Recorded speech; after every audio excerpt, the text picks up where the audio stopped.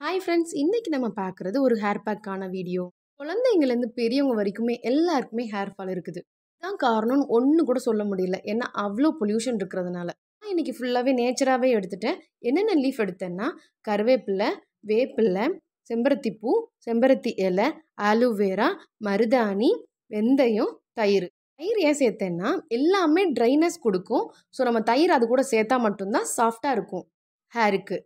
Leaf எல்லாத்தையுமே மிக்சியில் போட்டு அரைச்சிக்கோங்க. தண்ணி எதுவும் சேர்க்காதீங்க. வெந்தயம் ஊற வச்ச தண்ணியும் தயிருமே போதும். லீஃப் எதுவும் கிடைக்கலனா நீங்கள் பவுடர் ஃபார்மில் எடுத்து மிக்ஸ் பண்ணிக்கோங்க. உங்கள் ஹேர் லென்த் எவ்வளவோ அதுக்கேற்ற மாதிரி எடுத்துக்கோங்க. பேஸ்ட்டாக கிடைச்சதுக்கப்புறம் ஸ்கேல்ப்லேருந்து நுனி வரைக்கும் போடணுங்க. ஏன்னா மேலேருந்து கீழே வரைக்குமே ஃபுல்லாகவே ட்ரைனஸ் ஆகிருக்கும். சரி, ஒரு பேக்காக போட்டு கொண்டை போட்டு ஒரு 2 மணி நேரம் ஊற வைங்க. ரொம்ப நேரம் ஊற வச்சா சைனஸ் ஃபார்ம் ஆயிரும். அப்படி இல்லாட்டி தலையில் நீர் கோத்துக்கும். நல்லா தலையை வாஷ் பண்ணிட்டு வந்துட்டா பாப்பா. இப்போ பாருங்கள், ஃபுல்லாக அங்கங்கே ஒயிட் ஒயிட்டாக இருக்கா? அது எதனாலன்னா அந்த லீஃப்லேருந்து வர்றதுனால.